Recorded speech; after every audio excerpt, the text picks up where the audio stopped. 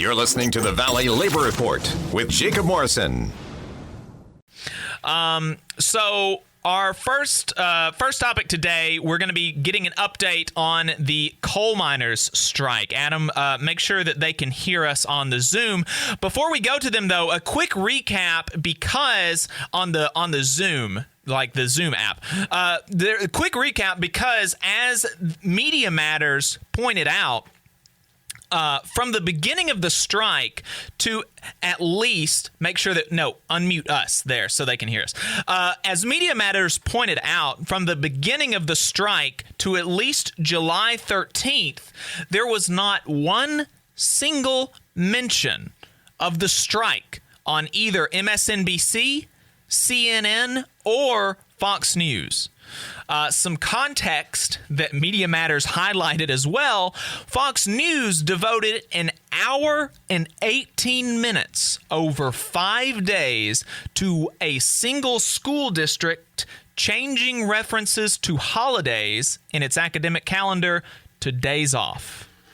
Surely, the strike is much more important to the lives of working people in Alabama and across the country than whether or not we refer to days off as holidays on an academic calendar, but that's not what corporate media wants to cover.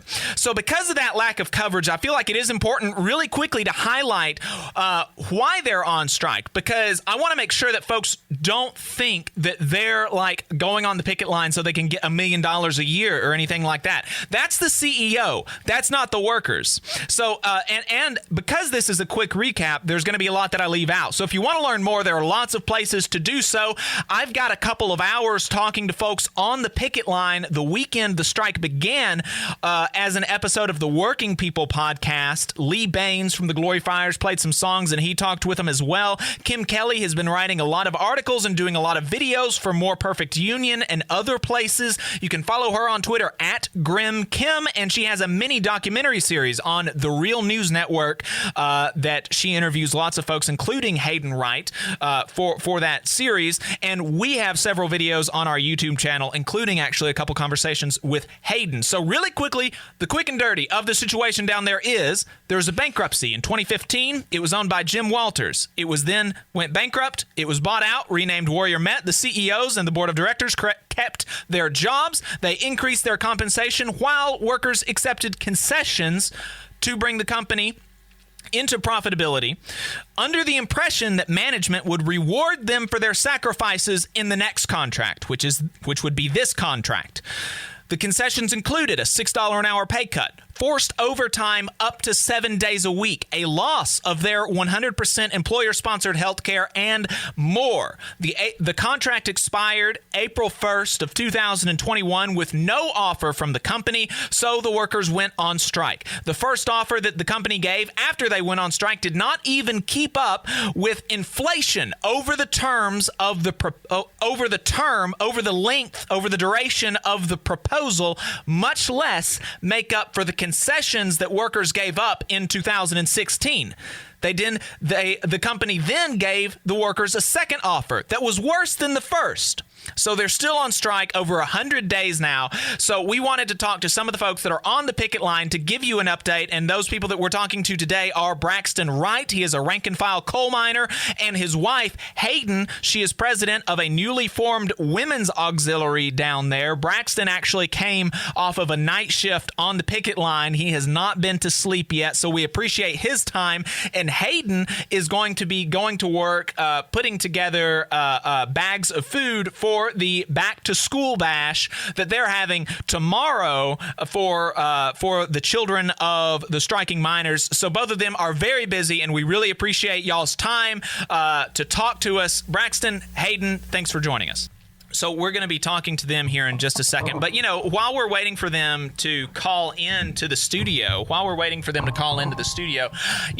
I just want to underscore again how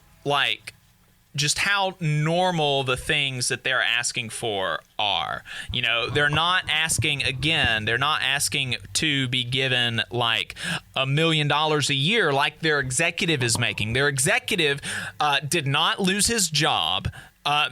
And he is now making I think it's a she. He or she is making $4 million a year while these workers are.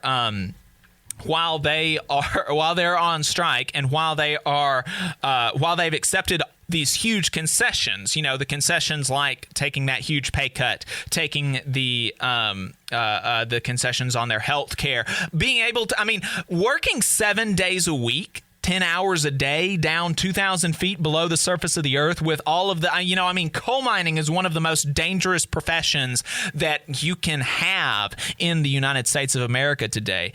And, doing that for 7 days a week, that was one of the things that and the health care are really some of the biggest things that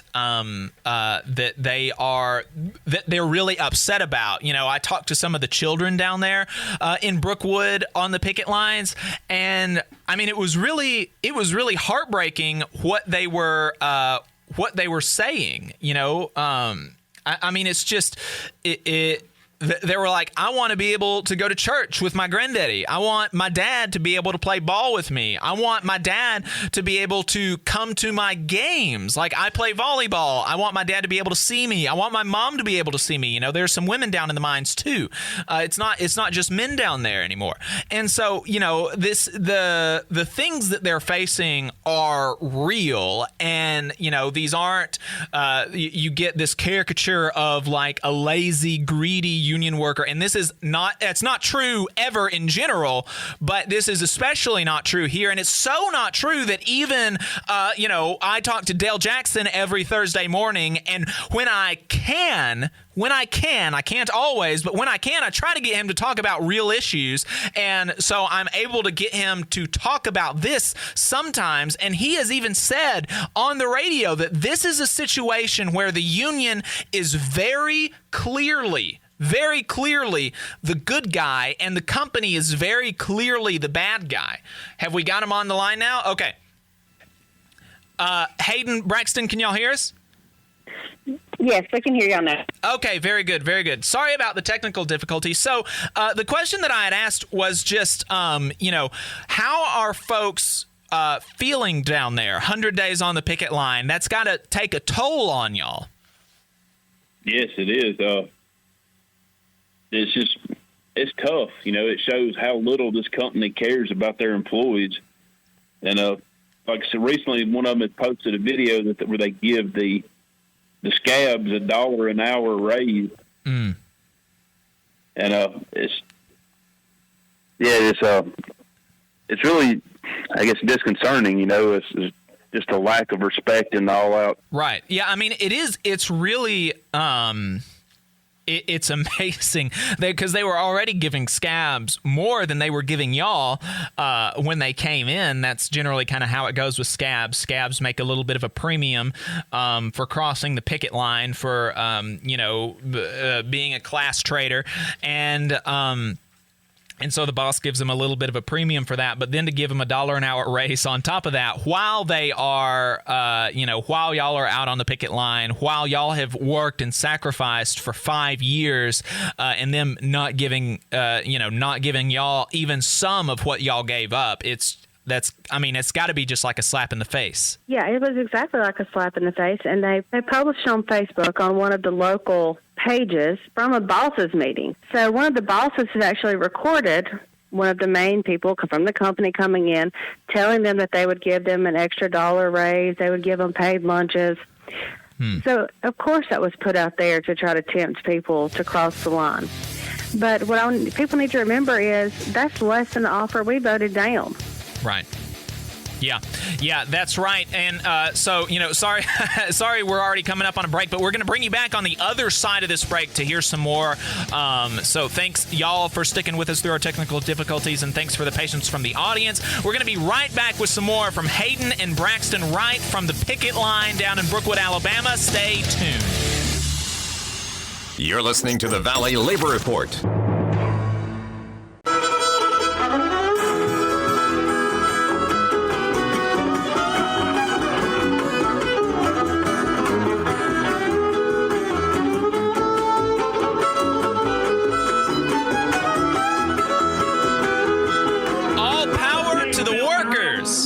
This is the Valley Labor Report. My name is Jacob Morrison, here with my co-host Adam Keller. We are talking to Braxton Wright, a rank-and-file coal miner, and Hayden Wright, president of one of the newly formed women's auxiliaries, talking about the coal miner strike down in Brookwood, Alabama. We were talking about how the scabs are getting raises while y'all are on the picket line, but even the raise that they are getting as they're crossing the picket line, that is less than the offer that you voted down. There's a lot of kind of slaps in the face figuratively, but there is literal violence, company-inspired violence on the picket line. There's been at least 4 documented cases of vehicular assault by scabs and bosses on striking miners while they're on the picket line. And the latest one was somebody hit one of the wives on the picket line. Can you talk to us about how that is affecting people on the picket line? Well, yes, actually, Amy is one of our auxiliary members. Her husband, Greg, was actually the one struck by the fire barrel when we had a truck come through a picket line and attempt to hit 2 of the guys. And she was not even in the middle of the road. He had to basically swerve to hit her. She was actually on the side of the road. She was following all directions given to her by the police that were there. And Cecil Roberts was actually standing right next to her. And if she'd have been a few feet over, she would have been seriously, seriously injured. So I really think that the people on the lines are like, hey, why are y'all doing this? Why would you signal out and do that? Why couldn't you just wait a minute? Why couldn't you go around? There's no reason to have to plow someone down, especially when you had ample room in the road not to have done that. Right. Yeah, I mean, the picket line is a place where when I've been down there, I mean, it's obviously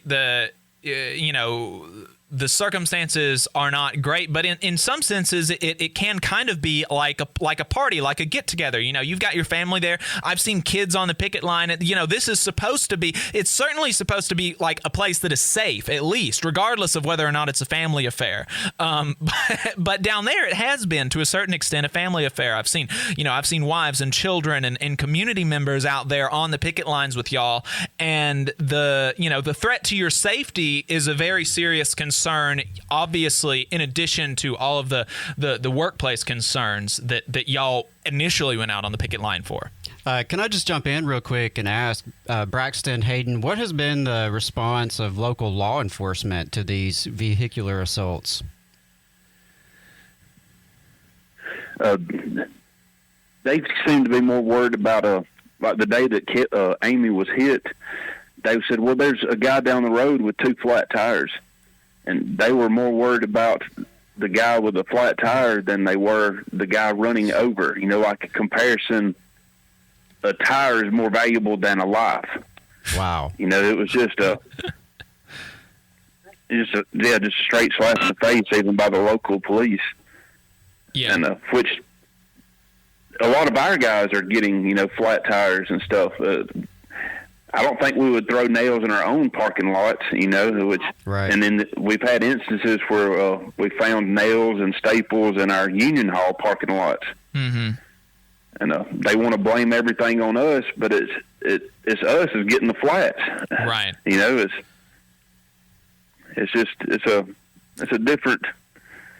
It's different out there right now. It seems like a very one-sided perspective in terms of violence and sabotage. They're kind of looking at y'all as the bad guys and kind of looking for y'all to make mistakes or do something wrong, and looking the other way from the other side of the line. Yeah, that's correct. They've added more cameras to some of the picket lines. They've added a camera to number 5 picket line, which we didn't have any cameras there until last week. They're trying their best to blame us for being violent or catching us tearing up something, and which we've been peaceful for the most part this whole time. Right. Yeah, and the I mean, it really is. I mean, it's sad. And that's one of the things that somebody told me, and I can't remember who it was, but one of the coal miners said that the attitude, even though, and it's strange because, like I mentioned, the executives and the board of directors, they all kept their job, even though ostensibly they ran the company into the ground, but they all kept their job. But he said that after the buyout, the attitude of the supervisors and the bosses and management just totally changed, and that even before the strike, that there was like that their attitude when they were down there supervising y'all, or when you'd come out of the mines, it was just of like contempt and disdain. Whereas before, there would be some back and forth, as you're going to have with some, with like a rough and tumble kind of job. But it was ultimately there was a sense of like respect and cooperation before, is my understanding. And in the last 5 years, it's just been y'all have been looked down on constantly. Yeah, that's correct. What has that been like over? I mean, 5 years is a long time to put up with stuff like that. Yeah, I know the guys underground have it's a lot worse on them. That their bosses really, treat them completely different. I'm above ground, so it's kind of different for us being above ground. Our bosses. Luckily, we had some pretty good bosses, to tell you the truth.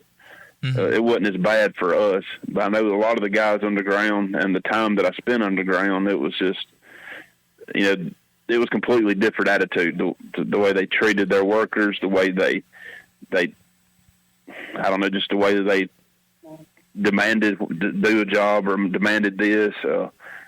They just treated you completely different. Right. Right. And so with all of this from the company, I think that I've got to believe that anybody looking at this with kind of like I said, even, we were trying to sort out the technical difficulties, but I'm on the radio here every Thursday morning with the local conservative host, and he's by no means like a union ally, generally speaking, but he has said this is a case where it's very clear, Dale Jackson did, it is very clear the union is obviously the good guy and the corporation is obviously the bad guy. It's not often that we agree so much on something like this. And so, what has the community support? I know, Hayden, you've been with your food strike pantry and things like that, you've been getting some support from some of the local grocery stores. Can you talk to us some about the community support that you've seen over the course of the strike? Yes, I would say we've had an outpouring of community support in the labor movement really as a whole from across the country has been wonderful. We've been able to put out at least 200 food bags a week. Actually, tomorrow we have our UMWA back-to-school bash for our UMWA children, and we had donations from Grace Klein for candy and things like that. We have a union member, Mr. Antoine McGee, who has bounce houses. He's donating a bounce house for the kids. With the donations that we've taken up from the PayPal, we were able to buy 240 backpacks with school supplies and additional school supplies for the children to make sure that they are academically ready for the school year. And then the salon that actually rents part of the union hall actually volunteered to do $5 haircuts for the kids there in Brookwood. Awesome. So when they come and get their backpacks and school supplies, they can get a free haircut. That's awesome. And in the community, we have at least, of the huge totes, at least 2 of each size of clothing infant through high school so that the families can come in and shop for some back-to-school clothes that they might need. They can go through, find what they need, and take it at no cost. So we wanted to do everything possible right now to make sure our kids go back to school and they have what they need, and that this strike doesn't affect that for them. Right. And plus give them a little bit of fun because it's stressful for your family. Absolutely. I love to hear that community support. If y'all have got time, we'll bring you back for one more segment because I want to hear about what you have planned going forward. So make sure everybody stay tuned. We're talking to Braxton and Hayden. You're listening to the Valley Labor Report.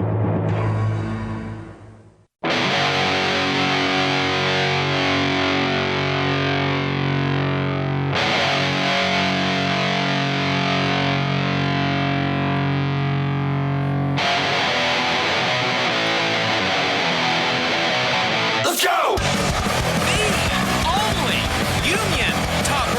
show in the state of Alabama. This is the Valley Labor Report. My name is Jacob Morrison, here with my co-host Adam Keller. We are joined by rank-and-file coal miner Braxton Wright, his wife Hayden Wright, president of a women's auxiliary, talking about the strike. So we just heard about how y'all have had an outpouring of community support, and we love to hear that. It's great when we can actually report a little bit of good news. So in spite of the epic struggle you guys are facing, love to hear the community support and real solidarity in action. Absolutely. We love to hear that. And so let's kind of face forward for a second because, or for these next few minutes, because, you know, y'all have been on strike for 100 days. Y'all have talked about kind of the emotional toll that it has taken on everybody. It's really tough. And so we want to learn more about your plan to win and to stay out on the picket line as long as you need to. So let's look at next week. Next week on July 28th, y'all are planning your second action at New York City. Can you detail exactly what that is going to look like for us? Yes, we're actually taking numerous members to New York on the 28th. We will be protesting and handing out pamphlets and information outside of BlackRock, which is our largest investor for Warrior Met. Actually, the three largest investors are all housed in New York. So we actually have several other unions from New York. Several other local UMWA unions will be joining us there as well to really make a statement. What we hope it does is kind of bring our fight to their front door, because here in Alabama, those stockholders, those big corporate owners and they don't come to Alabama. So we need to bring that there to them, that they see that, hey, this is affecting our lives, our families, and our livelihoods. Right. Because when we're on strike, really the whole community is on strike, not just our families, because we don't have the income to go and spend at the restaurants, at the gas stations, at these other businesses that also depend on these jobs. Yeah, that's something that we have talked about a lot whenever we talk to y'all or whenever we talk about the strike, is that every dollar that is not going to y'all or every dollar that goes to New York is not going to y'all. And when it doesn't go to y'all, it doesn't go into the local community. That's 1,100 jobs in Brookwood, Alabama. Brookwood is not a large city. 1,100 jobs with good pay, with good benefits, that does a lot for the economic stimulation of that town. And when you're not getting it, it definitely hurts. And so that's I'm wishing y'all luck in your trip to New York. Hopefully you get to see a couple of sites while you're up there. I don't know how quick it's going to be, but I hope that I hope that you see some folks and some of them as they're going into work that day. I hope they lose some sleep over it. I hope that they they tell the board of directors at Warrior Met that we don't want to be a part of something that is doing these kind of things to working folks in Alabama. The next week, you're having a rally at the Brookwood Ballpark. Tell us about that. Yes, on August 4th, that's going to be an early rally. Normally, our rallies at 10, he'll start at 6. This one is actually in the day, so it starts at 10, from 10 to 1. And that's on Wednesday. Yes, so it's on a Wednesday, 10 to 1. At Brookwood Ballpark, and we're expecting about 4,000 people. Different unions are coming down from across the country. Several other labor leaders are going to be there. They're going to be present and speaking. The auxiliary will be present. A lot of our miners, families, and guys, please feel comfortable when we're at a rally. We bring our kids. Mm-hmm. Like I know Jacob and the guys can attest to that too. Like even when we're working at the auxiliary, we serve food normally every week at the Tanny Hill rallies. All of our kids are there. They play together. It's a family-friendly environment at our rallies. So please don't feel like you can't come, oh, I have my kids. Right. Bring them. Our kids would love to play with them. I mean, we want to welcome everyone in the community to come out here while we're on strike, talk to some of us, and actually see what's happening in Brookwood. Right. And I think that's a great opportunity as a parent or a grandparent, aunt, uncle, to help have that conversation with your children. I know I was able to bring my daughter to the Amazon Union rally that we held locally, and it was a way to have a conversation with her, even at 5 years old, about what do workers do when they have problems? Right. You know, they join together, and we support them as their community members. So I think I'm glad you mentioned that. Yes, and I think that's the key thing, and that's what I've said several times on social media, that you might be getting $1 an hour raise, but our kids are getting so much more. They're actually seeing what it means that an injury to one is an injury to all. They're seeing what solidarity is.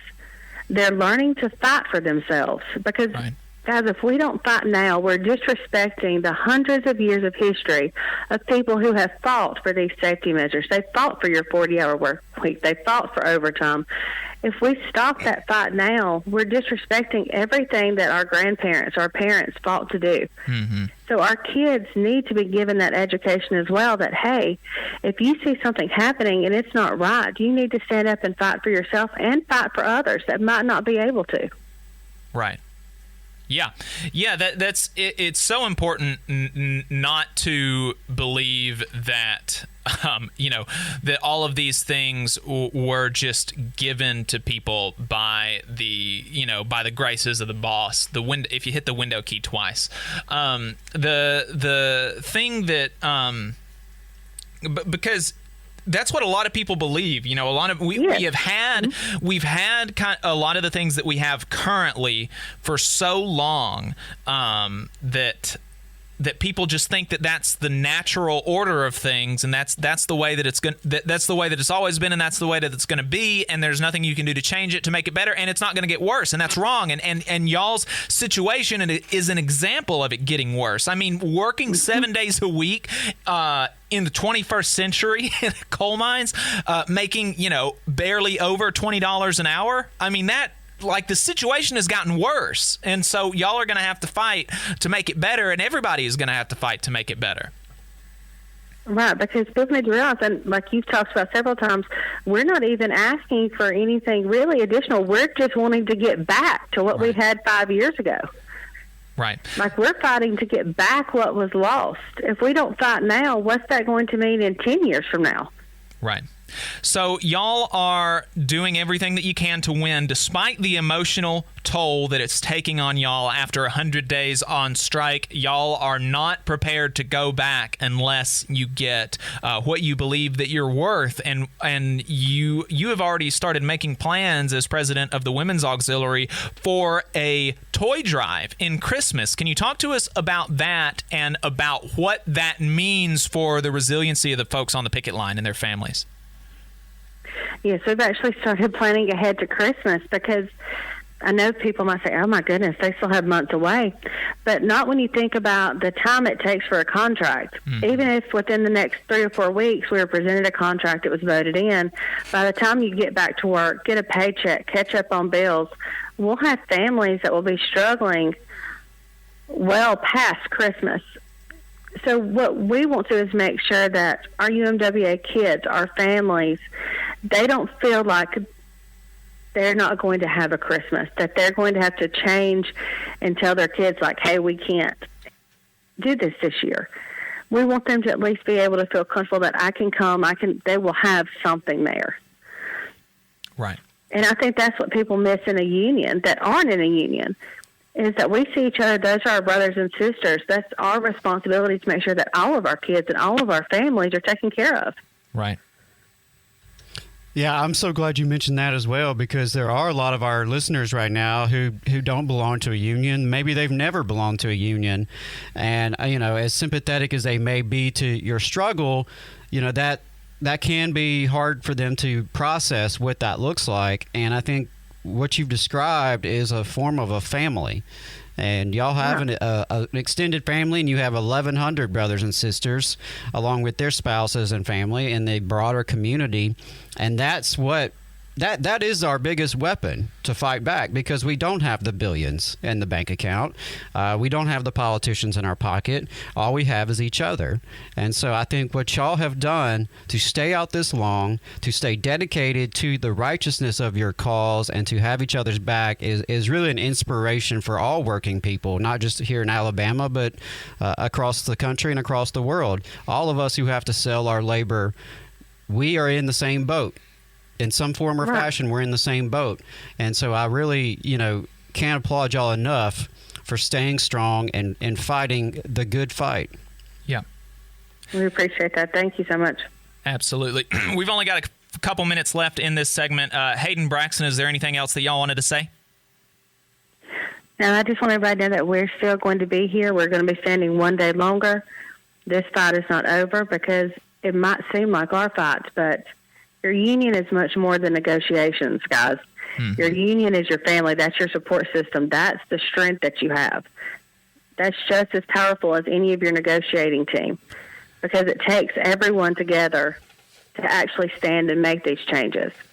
Right, and that's an important point too, because even if you've got the best people that you could on the negotiating team, if the membership doesn't support them, if the negotiating team had brought back that contract and not a good contract, but the membership voted it in, I mean, there's not any, you've got to have a membership that is willing to fight, that knows their worth, that cares about each other, and that wants to fight for one another. You can't just rely on the people at the top to do it for you. You've got to have some amount of fight yourself. That's a good point, Hayden. Thank y'all so much for your time. We really appreciate it. Brother Braxton, hope you get some rest. Hayden, best of luck with the rest of your day. Y'all have a good one. Thanks for talking to us. Thank you. Thank y'all for having us. All right. Folks, this is the Valley Labor Report. We're going to be right back talking about last week in Southern labor. Stay tuned.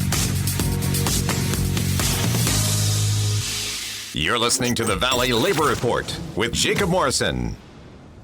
Charge for the land. A population burned up, blood dry. Marginalized, multiply. Welcome to Good Labor. This is the Valley Labor Report. My name is Jacob Morrison, here with my co-host and fellow agitator, Adam Keller. We just got off the phone with Hayden Wright and Braxton Wright, a coal mining family down in Brookwood, Alabama, talking about the strike. We appreciate their time. Like I said, Braxton just got off of a night shift on the picket lines, so he hasn't been to bed yet. And Braxton was on the picket line, hadn't been to sleep yet. And Hayden is going to be doing stuff with the strike pantry this afternoon. And speaking of the strike pantry, they are still accepting donations. If you follow Hayden on Twitter, that's at Hayden Wright, HAEDEN WRIGHT. You can see, I think it's her pinned tweet or something. If it's not her pinned tweet, you can go and find it, right? And it's our pinned tweet as well, at Labor Reporters. You can donate to their strike pantry, which goes to helping, that goes directly to food and family items that people need to get, just kind of normal everyday grocery stuff, right?